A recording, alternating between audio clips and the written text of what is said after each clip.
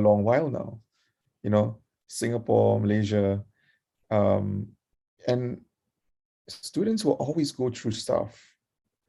There are you'll have problems in school, you have problems with your studies, you'll be thinking about quitting this area of study and jumping into a different one.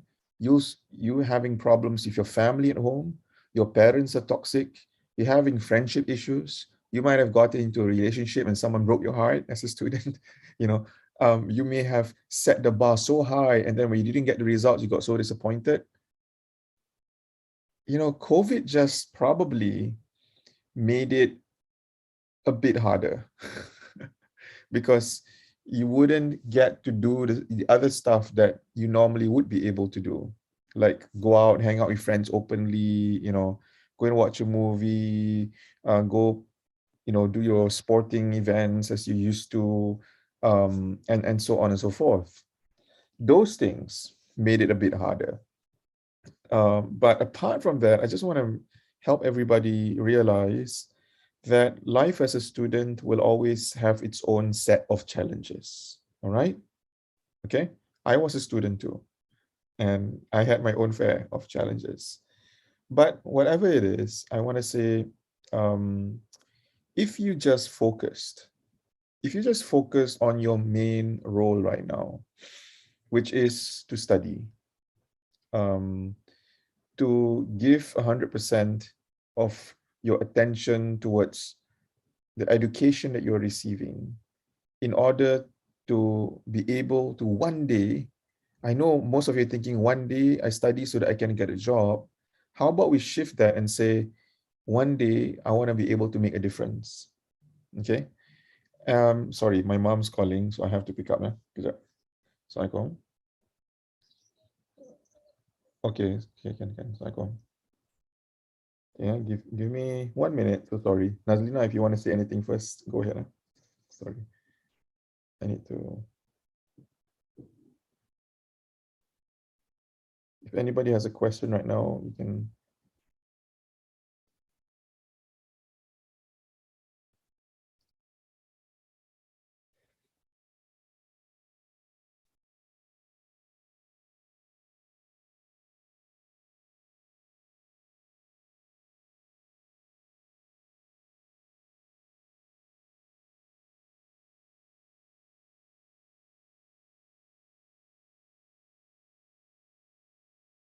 Okay.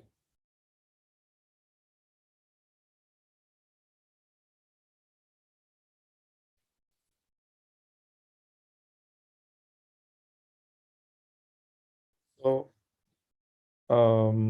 as I was saying, I think one thing I've learned as a student, even while I was a student like you, is that whenever I got my results right, and I think in uni, in the first 3 years, I was like third in class. I was third in class consecutively. And every time I got my results, I was like, I was only behind by 20 marks. I could have been second. I was only behind by 25 marks. I could have been first. And that regret or sense of realization, I know that if I had just focused a little bit more, I would have been able to revise an extra 1 day of revision, or go through my notes another half an hour before exams. There are so many things that I know I could have done and would have resulted in something different, but I didn't do them, and that's the point. Okay.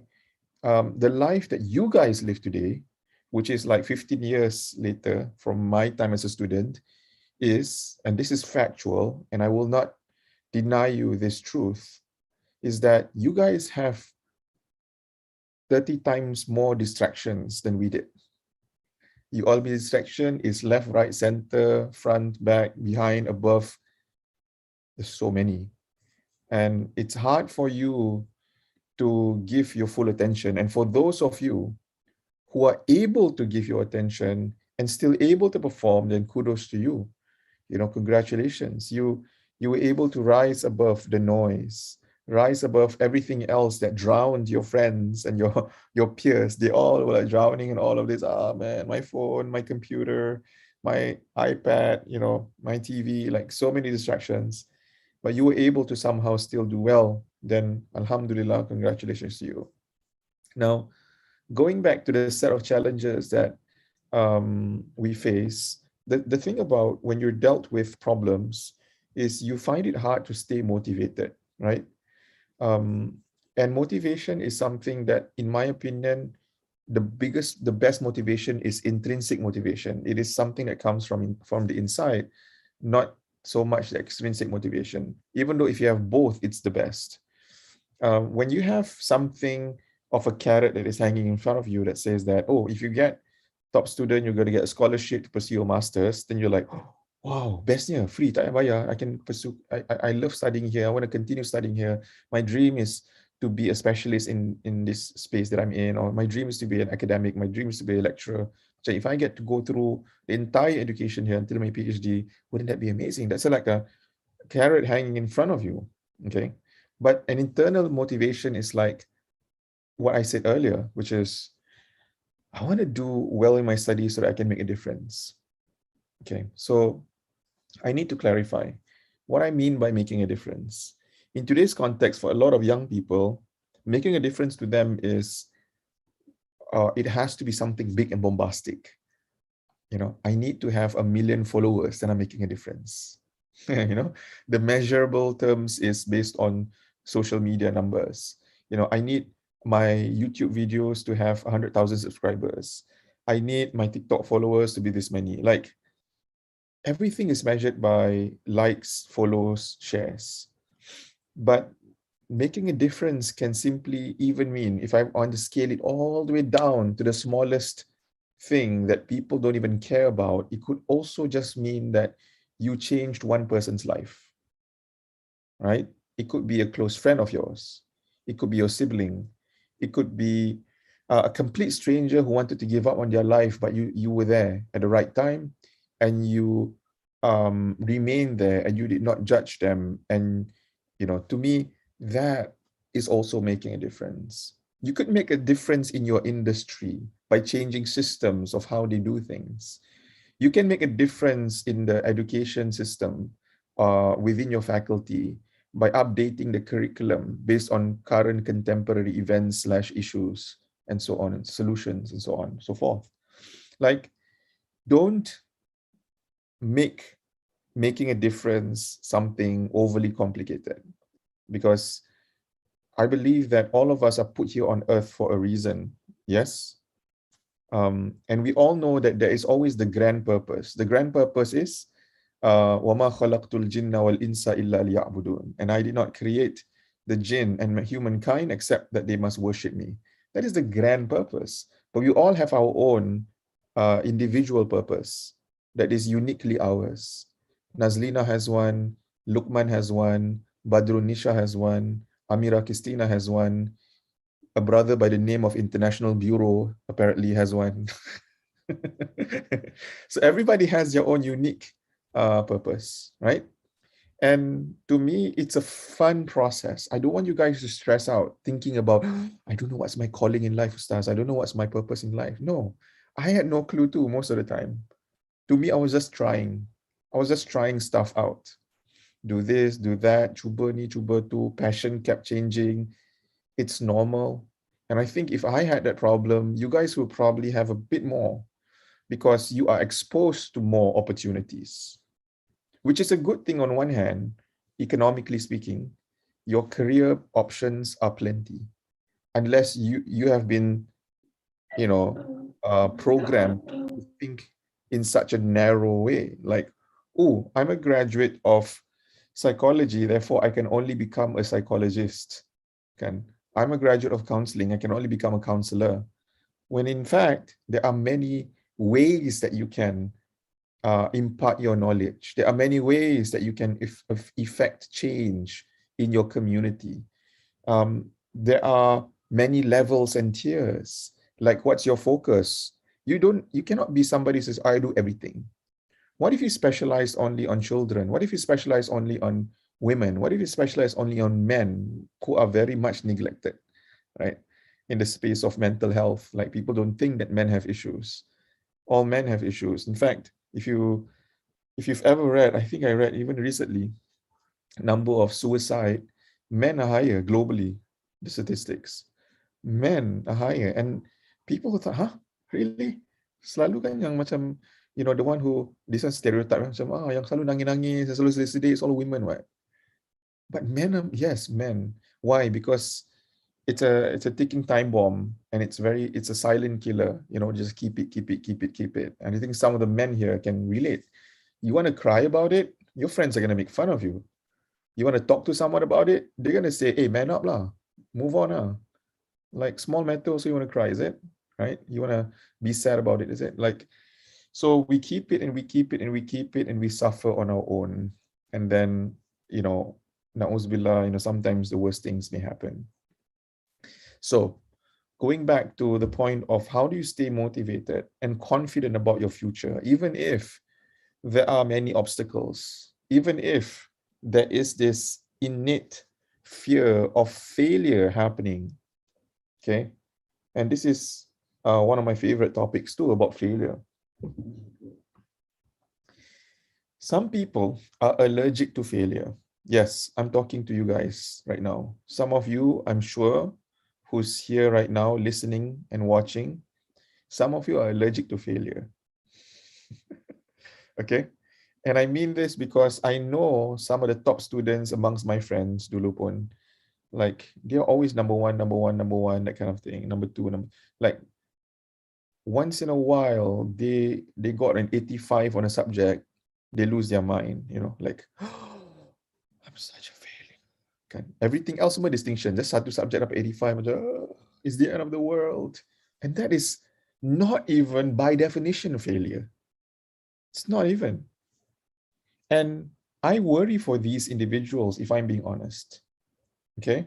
Because when you leave school, when you live life out there, you are going to be dealt with so many opportunities for you to fail again and again and again, to make mistakes, to disappoint, to mess things up. There will be so many. I worry because I don't know how you're going to handle failure.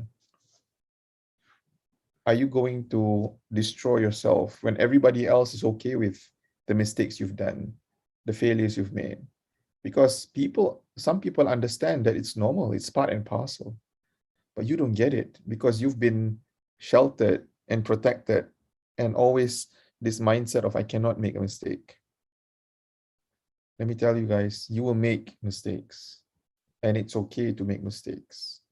Don't allow the fear of failure to paralyze you from living your best self, from realizing your God-given potential. Do not do a disservice to yourself. Okay? You have so much to achieve in life. As much as I said earlier that you guys have so many distractions, I also said that you guys have so many opportunities. And that kind of makes me jealous a little bit. I wish I was your age. Now I'm learning so much about all the new technologies and stuff, and I'm like, wow. Imagine if I was 24 now, or 25, or 23, like exciting times, really exciting times. And this is the age of disruption. When you guys look outside, look to the world, what can I do out there? Cannot. These jobs all taken up. Don't just look at jobs that are available now. Your mind needs to be able to see jobs that have not yet been created for you. You need to think of businesses that have not yet served the nation or the community or the world. Okay? Don't limit your mind. And when you do that, then you get a bit more excited about your future. Then you find purpose and motivation. I want to make a difference, and this is how I'm going to do it. I'm going to try a couple of times, and I'm not scared to fail because I'm trying something new. Like that entire statement I just made in 15 seconds abolishes everything that we just covered earlier, which is all the fears and all the troubles and all the worries. And I feel sad when I've met very smart people, When I say smart people, I'm talking about young, fresh graduates who join my company, and they're like an intern or do some part-time. And I'm like, these guys are really, really smart. Okay. I can sit down and have conversations with them. Like all of you, I believe. You guys are very, very smart. But I feel sad when they are scared to try new things. I feel scared when I feel sad when I see that they can only see success defined in one particular way. For me, as an entrepreneur, I see success defined in a million ways. And I see a lot of things to be excited about. Okay. If I knew what each and every one of you loved and what you're passionate about and what keeps you alive and awake at night, the things that bring you joy, but also the things that you're good at and the things you're qualified in, I would love to give every one of you like some guidance, like, okay, you try this, this is plan B for you, this is what you fall back on if plan A doesn't work, because you're young and you can afford to fail. You can afford to apply for 10 jobs and get rejected by all 10. You can still afford because you're still young. Okay, you can afford to start a business, lose a bit of money, start again. It's okay because you're still young. Lain kalau you dah 40 years old and then you dah the family or the rumah, your risk is higher, right? You cannot handle failure as much because you have dependents, you have, uh, loved ones at home and so on and so forth. But now, man, and with all the technology that makes it easier for you to do stuff, everything is so cheap. Okay, it's cheap, betul. And it's cheap, not you don't look at it as apa Ustaz cakap cheap, kita belum ada gaji apa-apa cheap. Semua benda mahal untuk kita Ustaz. No, I'm not talking about that. I'm talking about, okay, let me give you a simple example. Dulu kalau you nak buka a business, how much do you need? Probably 100,000 ringgit and you're still short. Today you want to start a business, just start an Instagram account, kan? And your audience is all around the world if you want it to. You purchase some ads on Facebook, you post one time, someone in the US, someone in Nigeria, someone in Indonesia, all of them can see your posting in the next 60 seconds. That is how crazy easy it is and how cheap it is. And you spend your ads $50, $100, and you get all of that. I'm just giving one simple example, and this is an example that's quite old porn. It's not a new one. Old as in it's 5 years ago kind of example. Today, we're talking about blockchain technology. We're talking about the crypto world. We're talking about NFTs and so on. Like, wow, what else is next? There's so many things. Everything is more decentralized. That's extremely disruptive to everything that our ancestors have built over the last 5 decades. And the future is what you make of it, basically. This is yours to shape, to mold, to decide how you want the future to be like. Okay. So far, any questions? So we have one question in the chat box. What would one do if they just feel they are left out from their friends? That everybody else is participating in many programs, so all you want is just to have peace, yourself instead of doing all the others. It's okay, Aisha. Very good question. Aisha is representing everybody who feels that way. And I'm sure Aisha is not the only one. So thank you, Aisha. I used to feel that way, Aisha. When I was in school, secondary and pre-university, I was left out of everything. Okay.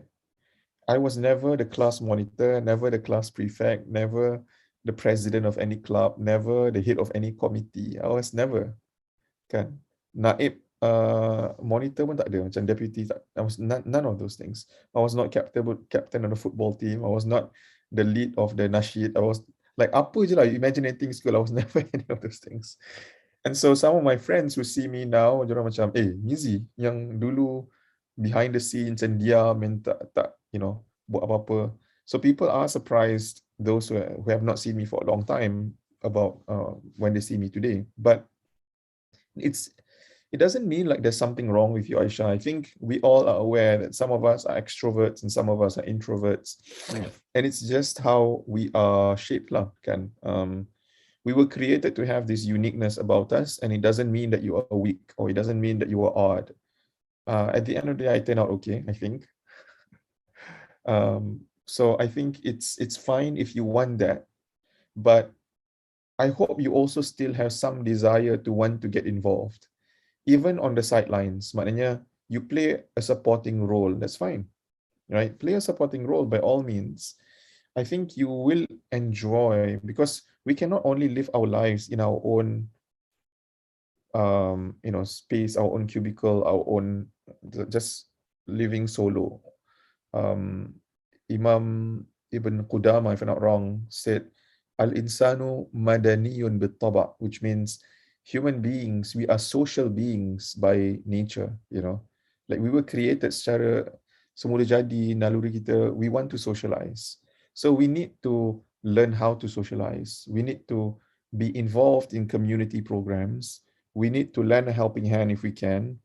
Um, and find meaning in those kind of activities. Okay.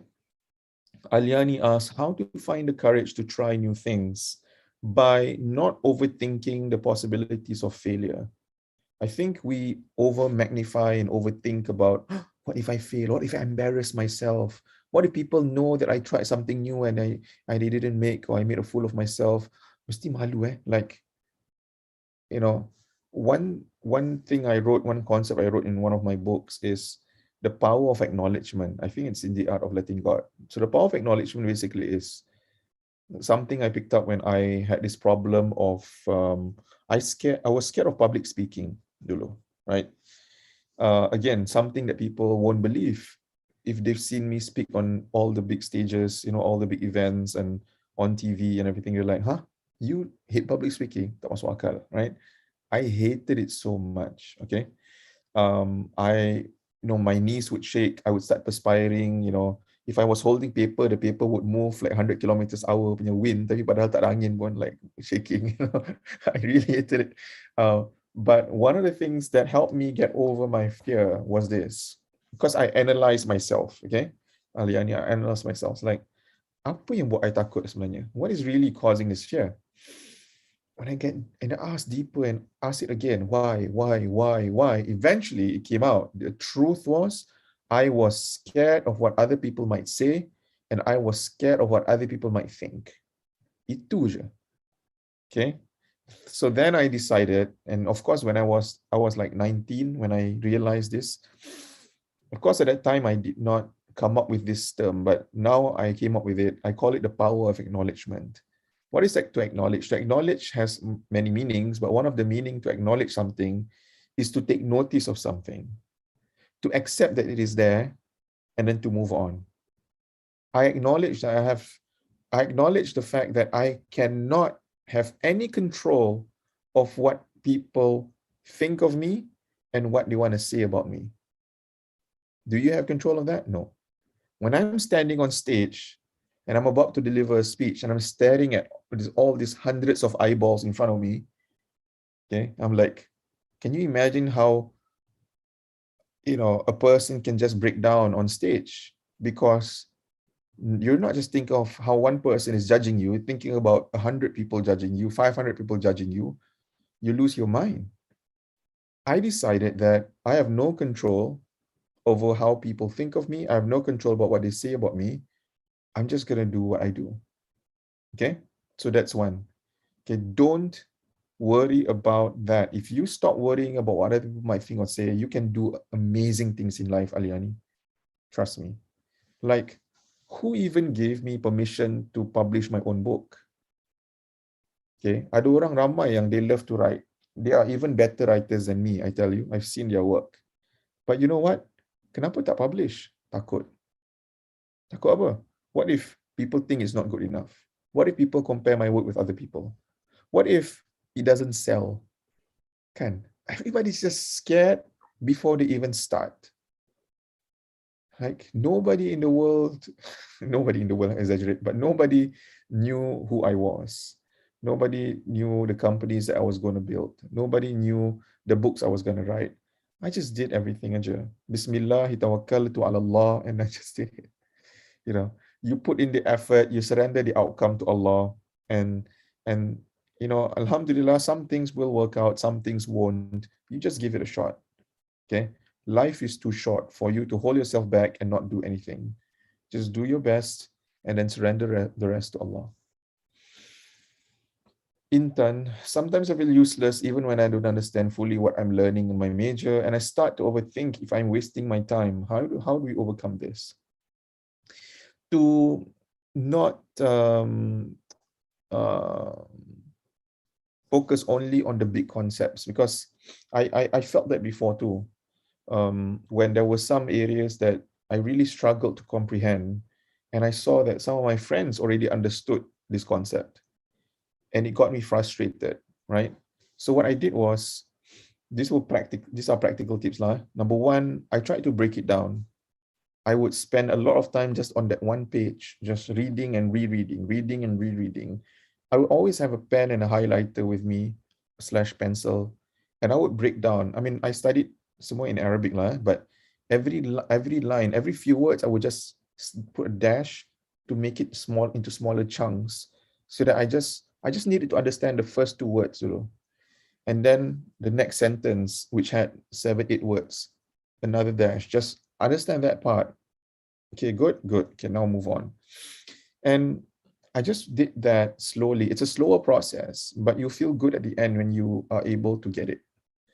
Some other things I did was I would request for a one-on-one session with my lecturer. And Alhamdulillah, I had amazing lecturers and they entertained me. If you don't have that luxury, and if your lecturer says no, because they're too busy, then um, do a small group discussion with your friends. Okay? Just hope that you have friends who are not stingy with their knowledge. Lah. Kan? They are willing and they are open to sharing with you. Okay? Sometimes it's not Khadija, it's not people, but family too. And I think it's the hardest to do things against their wishes, their words. Yeah. I've met quite a number of students who say, Ustaz, I'm in the faculty of medicine, but actually I'm more interested in nursing. Or my parents want me to go into medicine, to be a doctor, they said. I don't enjoy it, I don't like it. I want to go to nursing school instead. And then there's this conflict, internal conflict. So you're going into an area where you don't enjoy just to appease your parents. But you know you're going to suffer and struggle throughout the years. And when you graduate too, you're going to not enjoy. And, like throughout, you're going to resent your parents. I would suggest that if, let's say, you are still new, let's say macam baru first year student, I think it's not too late to still have a conversation with your parents. Of course, the ideal is before you start, you talk to your parents. But in first year, you still have time to talk to them. You said that it's really hard, it's really difficult, and I'm not enjoying it even. Can hopefully they understand and they can appreciate and they can support you if you choose to jump ship and take a different course altogether. Okay. But if it's a bit too late, you're already in year 3, for example, or year 4, just push through and trust that there's always hikmah behind why Allah put you where He put you. Okay? There's always hikmah. You may not see the hikmah and wisdom today, but I pray that one day you will. And then you'll feel nothing but appreciation to your parents, nothing but appreciation to Allah for the blessings and the opportunities. Okay? I got a private message. What if I try to do new things and then bad things happen and I can't handle it and the situation is getting worse? Before you try to do something new, I'm not saying just try without calculating the risks. Okay, because if there are 3 things you want to try, I think all those risks will differ. Okay, one, the risk is very high that you might fail. The other one is quite not so bad. The third one is the smallest risk, but it's something new. Why not try something new which has the lowest amount of risk? Risk of what? Risk of you failing, risk of you not enjoying, risk of things going bad, like what you said. Then just start with that first. And you know that if things do go south, if things turn bad, you know how bad it can get, right? It's not going to be a surprise to you. Because it sounds like you tried something new and all the bad things are happening now is a surprise to you. Like you never expected or anticipated these things to happen. The best thing is to always plan and pre-plan and think of the cost benefit analysis lah. Macam if I try this, what is the cost that I have to pay? Not money, but time, effort, resources, emotional investment into this new hobby, whatever can. And then what are the benefits? Okay, what do I stand to gain when I try something new? Um, Even if I don't enjoy it, would I have learned something new? Yeah, can. I would have been exposed to new people, network with people I would not normally meet. Yes. Okay, so those are the benefits. So now that you know the cost and benefits, analyze them properly and then make a decision based on that. But in your case, you said bad things have already happened and it's getting worse. And if you think you should quit it, then quit now. If you think that you should stop. But if you're not in the position to do that decision, to make that decision, then try to persevere, but find ways to deal with those things. And sometimes the ways are not you on your own. Sometimes what you need is a companion or an advisor slash counselor or a confidant, someone you can just talk to and you know that they'll not judge you.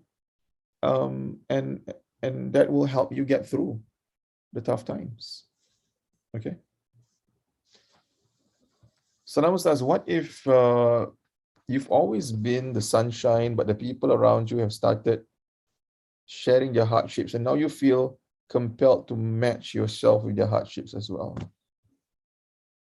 Oh, are you saying that you're always happy and you spread happiness, you're the sunshine, and then people start sharing your problems and you feel obligated to share your problems because you don't want to feel left out? Like, my life is also problematic, and not all apa ni sunshine and rainbows, like I have problems too. Is that it? I think as a society we have this weird liking to want to compare our problems and then see whose problem is worse. Can, like, so weird. And it will not stop, until bila you start work and you have your own family and you hang out with your friends and colleagues again, you will notice that everybody's competing to say whose life is worse. If you can cut the habit now, cut the habit now. There's no competition. It's okay, right? It's okay if that person is going through a tough time. Just be there for them. You don't need to say, oh, but you don't know my parents, they're even worse. Like, no need. You don't need to compare. If you want to talk about your parents, just talk, but it's not for the purpose of comparing. If you want to talk about your friend, just talk. You don't need to compare. Okay, just try to be sympathetic to a friend who is going through a tough time. If you are tired, maybe it could also be that you feel tired of being the sunshine, as you said, like so tired of always being there for other people. You wish somebody would be there for you for once. Then ask. Okay, sometimes all we need to do is to just ask. I need help. I need someone to talk to me. I need someone to talk to. I need a listening ear. Just ask. You'll be surprised that there will be somebody who actually cares about you and who will want to help you. Okay. Just wanna ask, okay, let's say someone comes to us and tell their problems, and people would say, okay, sometimes you just need to listen to them, it's fine. But I actually noticed some people, they also want us to tell something to them, something that can make them feel better. Like, what kind of, how can we react when people tell their problems to us? How should we react to them, apart from just listening? It's hard. And I think this is where a lot of people are scared. But it's a good question. It's about people are scared to say something because they are scared that they might say the wrong thing. And I think it's a valid fear for this one because there have been times when you were very enthusiastic in wanting to help a friend who is in need, but all the advice and the encouraging words you gave were shot down. They're like, apa kau tahu? You don't even understand what I'm going through. Oh man, no. My parents don't understand me. No, that thing will not work. I know it will not work. I've not tried it before. I'm sure it will not work. Like anything you give them, they will push it away. And it may have now resulted in you feeling like rather uninterested to help anymore. Or you just feel scared to say anything for the fear that you might make things worse. There's also this worry of in mental health can when someone's really depressed and you say the wrong thing, you scared that it might cause them to harm themselves also. Um, I still believe that it's actually quite enough to not say anything. And if you want to say anything, just say something like, I can't imagine what you must be going through, right? Or I can only imagine the pain, right? Um, it must be really hard for you. If you ever need someone to hang out with, just let me know. And like show that rather than trying to be smart and say too much. Yeah. I asked this to a professional before, and they also gave similar advice now. Yeah. So, yep. Okay, I have a few more. How can we educate ourselves not to compare the definition of success with other people, especially in terms of getting high CGPA will result you to get a better job opportunity? I'll tell you, I'm an employer, and I can tell you, and I'm sorry to say this, I've had a UIA student also from Singaporean work for me, good, very good grades. But as an employee, she was like, so. Can I, I'm being honest. And then I've had somebody who didn't even have university education. But wow, I loved having her around, macam everything, energy, her desire to learn, going the extra mile without being asked, the attitude, amazing. If your question here is, as you said, the worry is about getting a better job because you come in 10th in your class, that does not define you. That will not define your career. I know too many people who are at the top of their game and their industry right now in Singapore, Malaysia.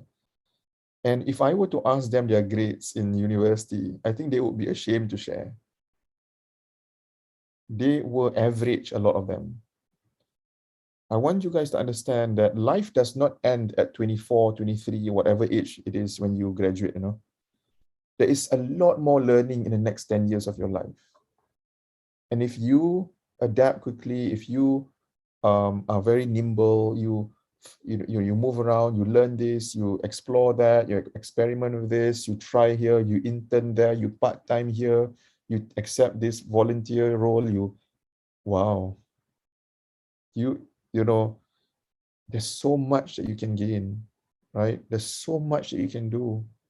Okay, I consider myself overall average. Bila masuk university baru I started doing better because I had more self-confidence in myself, right? And then after that, I took a job for a while. And then after 2.5 years, I left and started my own company. And, to me, the less I fear failure, the better. And also, I noticed that I'm also, I'm not trying to put down anybody who's studying really, really hard. Like I said in my point earlier, I want all of you to study hard. I said that's your main job right now. But some of my friends who were number 1 and 2 and who beat me even in school last time, secondary school, primary school, they are having average careers. What my point is not to say, padan muka ni korang belajar pada apa nanti korang average. Ustaz Mizi cakap. No, that's not what I'm saying. Please don't misinterpret me. This is recorded again. Okay. My point is, your life does not end there. There's still so much that you can do and explore and learn. I want all of you to do exceptionally well in your career. I want all of you to write amazing papers for your masters and PhDs. I want all of you to make a difference in your society, in your kampong, in your state, in your country, in your region, in the world. Represent, right? I want all of you to be able to do all of those things. And it's possible. Bukanlah impossible, it's possible. You just need to believe in yourself and believe in Allah. And that's going to help you, inshallah. By the way, Ustad, I have got a question from WhatsApp. Seems like she's shy to ask here. So her question is, when we want to make a certain decision, which one is the better decision, whether it is the istikhara answer or parents' thought and decision, if both of the decision is contradict to one another? One She's more time, asking, istikhara and what, sorry? istikhara or parents' thought. Both are contradicting. So she asking like which one to go for, I think. You go to your parents and say, parents, I love you, but Allah says otherwise now. Okay, so sorry, okay? How? Can or not? So I think, istikhara is something for you to take note of yourself. And I'm not a fan of people that istikhara lepas tu dia bilang semua orang, I'm sorry, I cannot choose you because I that istikhara is not you. I'm sorry, I cannot agree with you. I that istikhara is not your choice. It's this one instead. Like, they make people feel bad. Istikhara is not supposed to make other people feel bad. Istikhara is supposed for you to have a bit of clarity and for your heart to incline towards something that you believe Allah would be more pleased with, and Allah would give you more goodness in if you choose, if you take that choice, right? And so I think the istikhara, there's no harm in doing it a couple of more times, just to be absolutely certain if you want. It's not just in dreams, tapi kadang-kadang tanda-tanda lain. Okay. I'm scared that the thunder could be in what your parents said could be one of the signs. That's why some people think they put istikhara in a box and it has to look this way and sound this way and only show me signs in a certain way. But there are many ways. Okay. And that's for another timeline, inshallah. But I hope that we all we take everything with a pinch of salt, and then there's your parents, there's the istikhara, and then there's your own thinking and analysis, you weighing the pros and cons, and then there are other people's inputs. I want you to go and ask around people who have done the thing that you want to do, get them to share what their thoughts are, what's good, what's not so good. When you have all of those things, finally make a decision based on everyone's inputs, including the answers from your istikhara. Okay. And if it somehow is still different than what your parents want, then sit down and talk to them and explain why without quoting istikhara. Just say, Mom, Dad, I love you guys, tapi after giving it so much thought, I really still don't think that this is the best option for me. Okay. I hope you understand. I seek your blessing and I seek your support. And then hopefully they're okay. Anything else? There's a question in the chat box. Okay.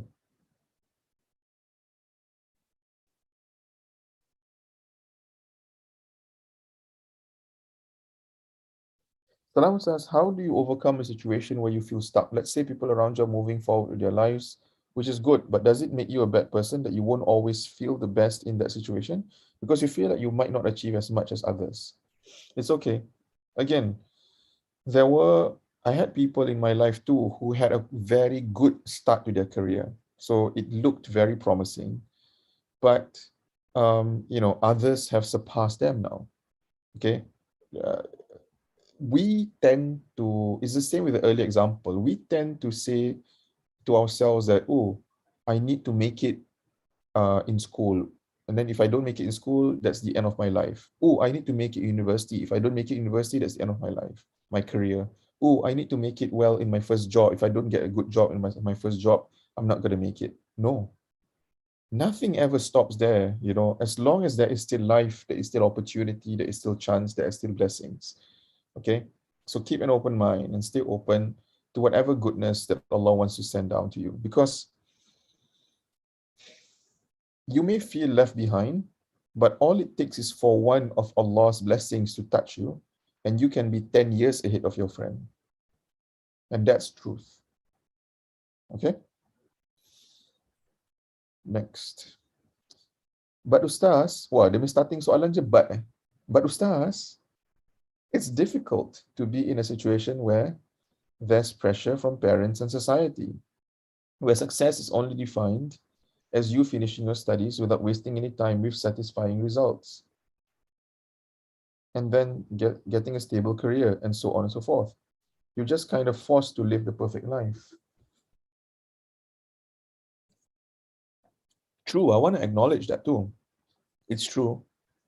Some people always make you feel like you have to follow the sequence, and there's only one way, right? And you have to follow this path. But I'm seeing more and more that we don't necessarily need to follow this path. One of my business partners recently wanted to take over a university in Malacca. And I tried to hijack it and said, can we not take over that university?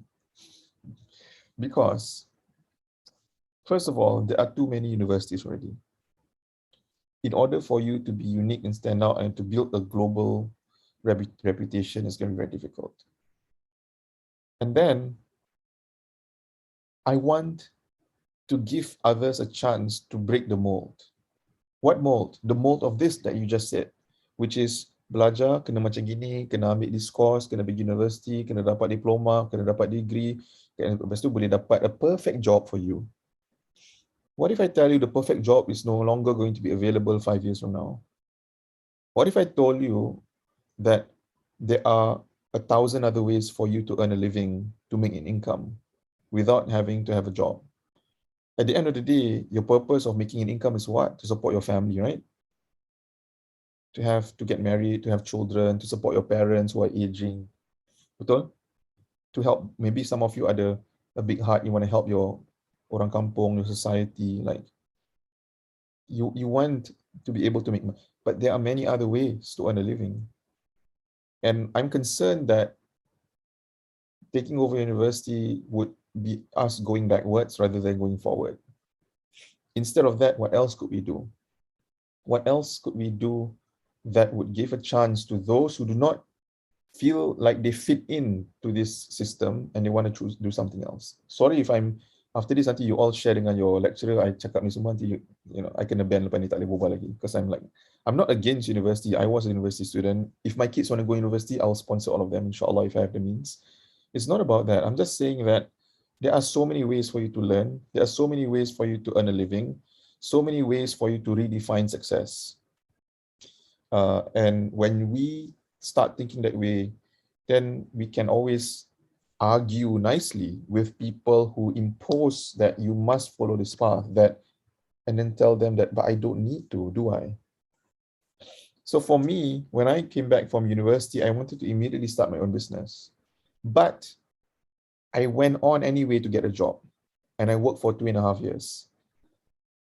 And I have no regrets. And so if you guys feel like your future is going to look different, you don't really see yourself needing to follow whatever society tells you to do, my suggestion is just tak apa, try je lah. You masih muda. Like I said to myself, you know what?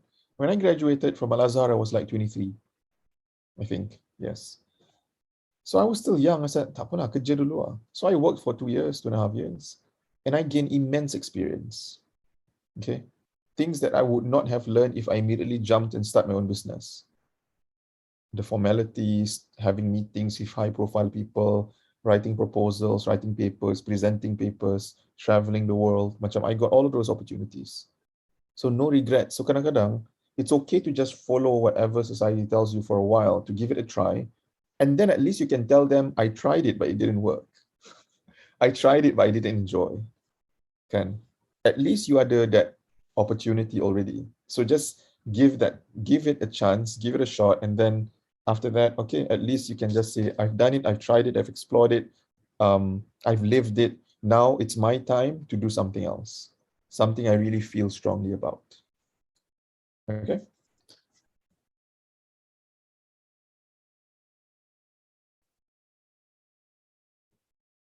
Hi, thanks for making the time, Ustaz. Is feeling bad or failure bad? Feeling bad or failure bad? For someone that have been a high achiever, is it wrong for us to feel bad or failure and move on chasing again the best? Wah, dia punya bahasa ni tinggi lah. I macam susah nak faham. But I think I know what you mean. You have always been a high achiever, and then you feel bad for failing, and then you want to ask, how do I move on and try to be my best again? Can I be honest with you all? I feel like my failures have taught me more than my successes. Okay? My failures in life have taught me so much more than any of my successes. I've had best-selling books, alhamdulillah, award-winning books, alhamdulillah, top of the chart podcast, alhamdulillah, run a couple of companies, alhamdulillah. But people know all of those things.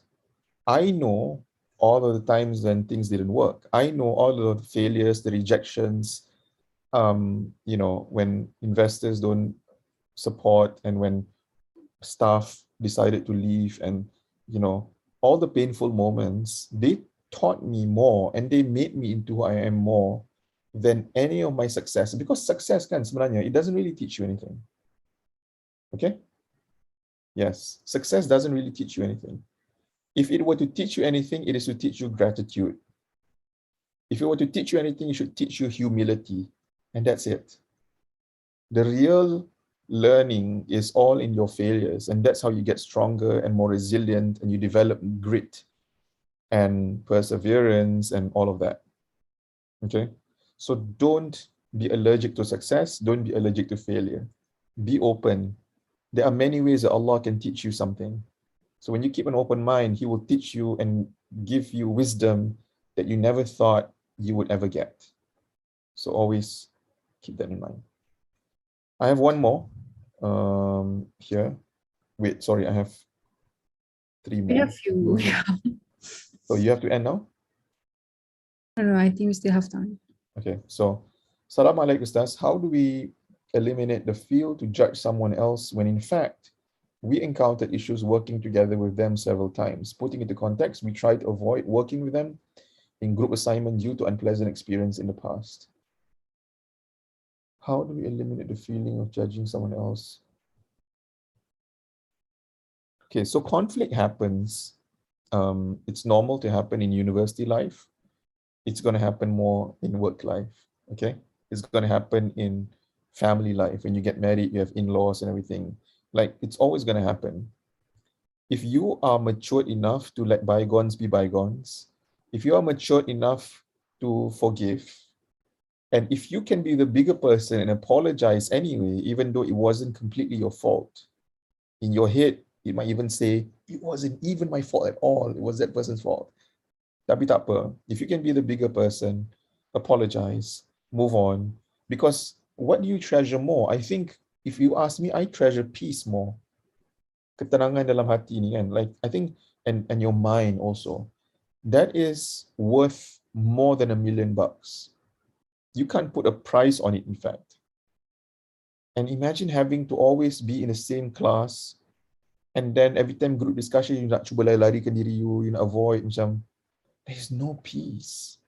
Just get on with it, okay? Just move on. Just settle it somehow. Think of a way that you can settle it, and then just settle it and move on, okay?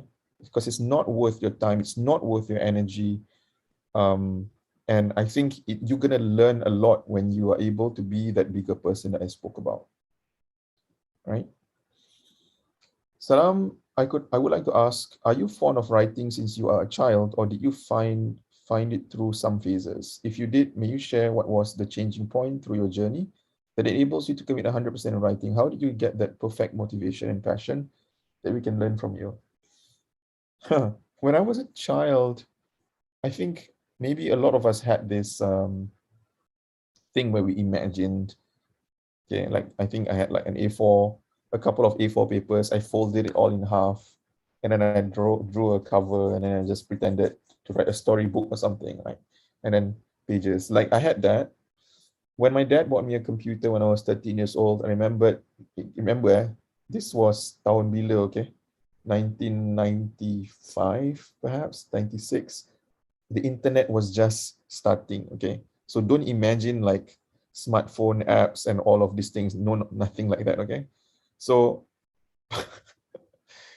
I nak cakap the applications pun I think none of you will recognize which applications I'm talking about. Anyway, so it's something like a Microsoft Word, okay? So I just imagine writing books there, but it wasn't really anything serious. The idea was there. The desire perhaps was there. And then I didn't have a very close relationship with books until I was about 18 to 19.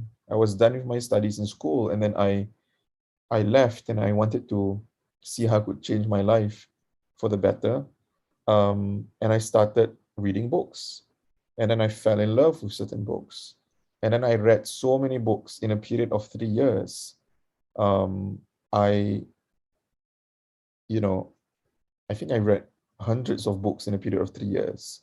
Everything from psychology and human behavior. This is more outside of my normal textbook. Business, investments, and leadership. These were the kind of books that I loved, and I read tons of them.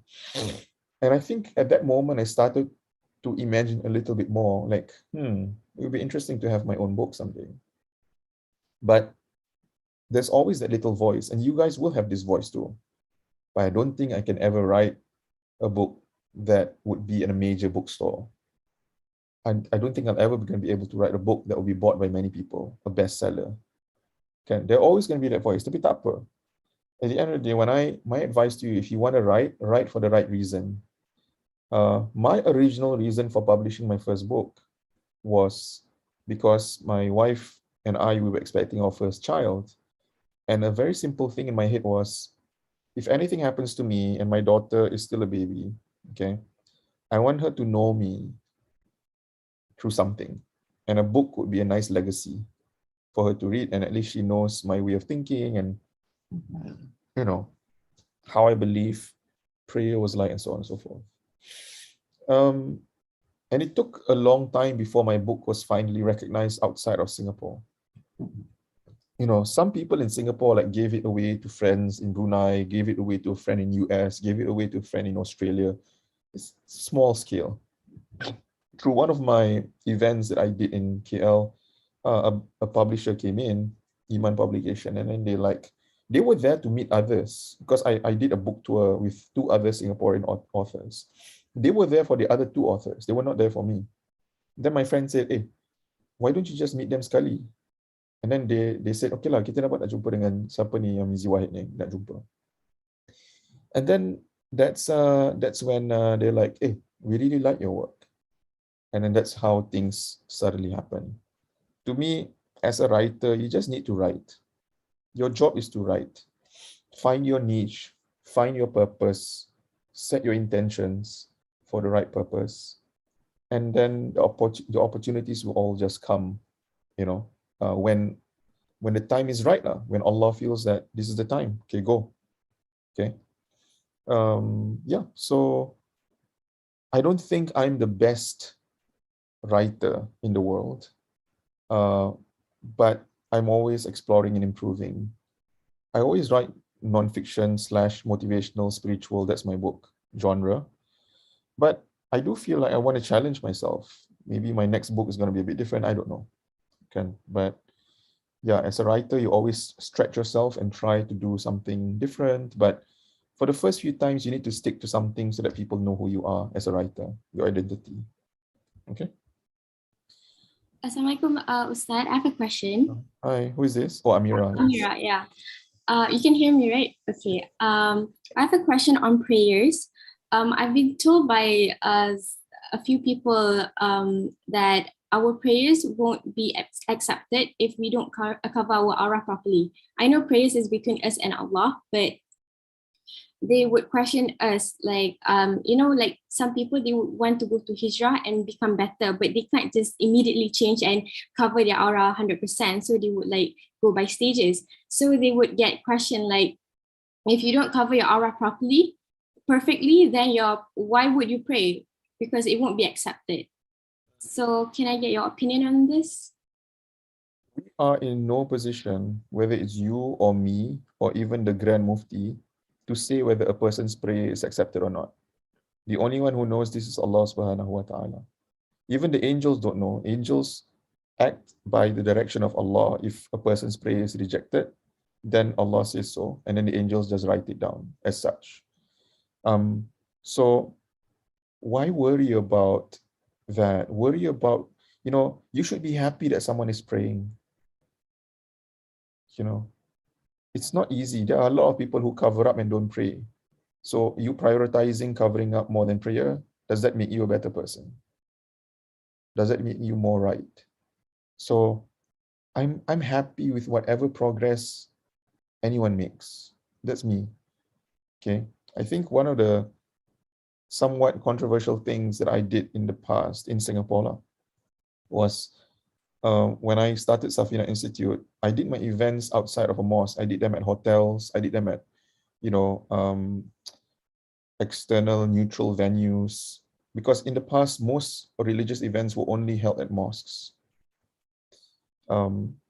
And I also did this. I allowed anyone to attend, even if they're not wearing hijab.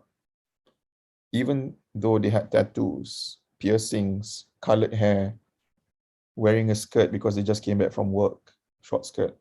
Like, I allowed anybody to enter to my events. Why? Because I appreciated that they wanted to learn. I didn't want, as a pendakwah, one day we will be questioned. Why are you all so shocked sendiri dengan orang yang dah kat masjid? What happened to all the others out there? Siapa nak dakwah kat dorang? Like, who's opening up the doors for them? Why so hostile? Like, Allah's love and mercy is so vast. Wasi'at rahmati kulla shay. And then here you are trying to limit Allah's mercy and say, only if you look this way, only if you dress this way. When we know very well the story of the prostitute who was given Jannah simply for giving water to a dog. Semayang ke? Tutup aurat ke? Jaga maruah diri ke? Zero, zero, zero. None of those things. Allah's mercy is unmatched. Kita tak boleh bayangkan Allah's mercy. So never again try to determine whether someone's prayer is accepted or not. Only Allah knows that. Wallahu a'lam.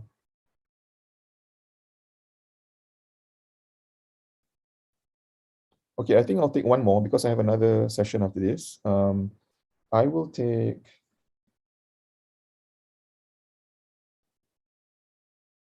I think Sirajuddin punya I dah jawab kind of, have I? I kind of like told the story indirectly. Any challenges, hardships, success moments? I just like to hear the different. Yeah, I mean, a lot, like I said, a lot of challenges and setbacks.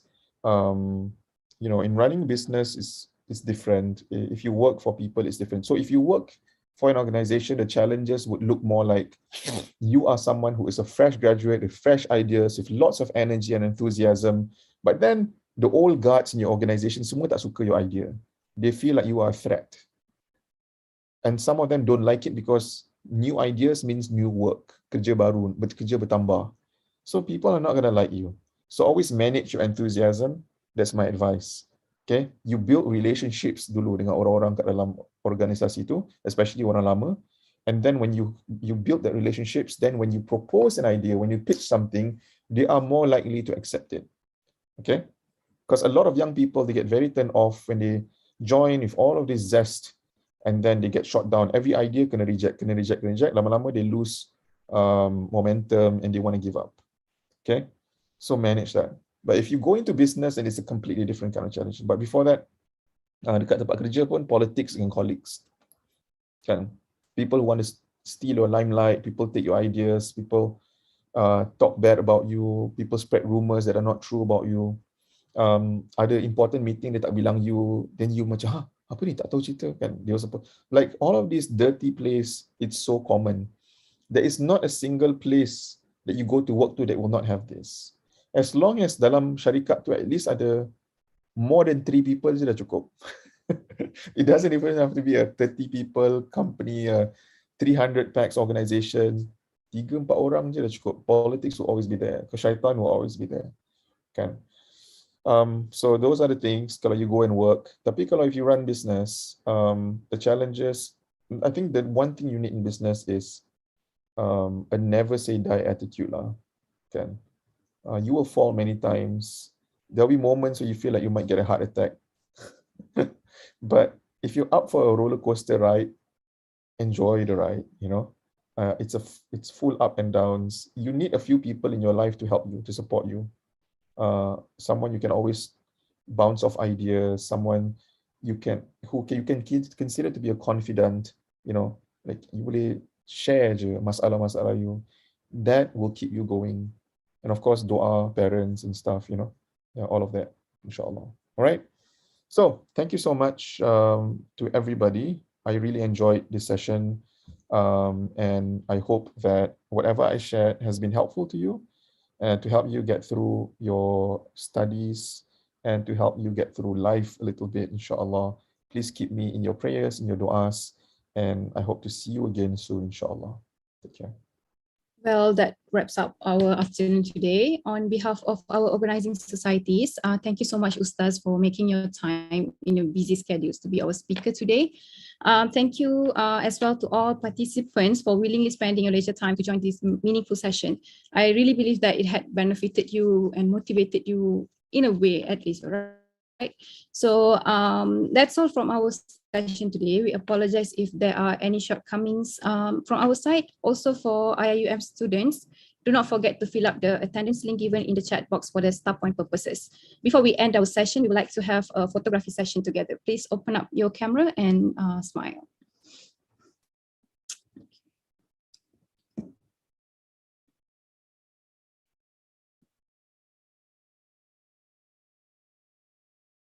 Okay, wait.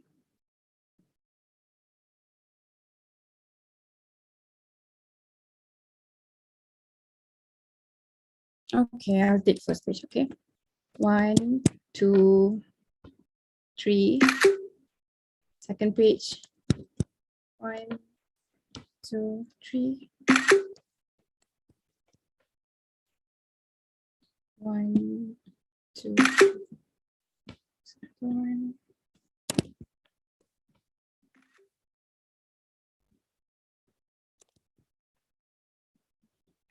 Okay, that's it. Thank you, Ustaz. Thank you, everyone.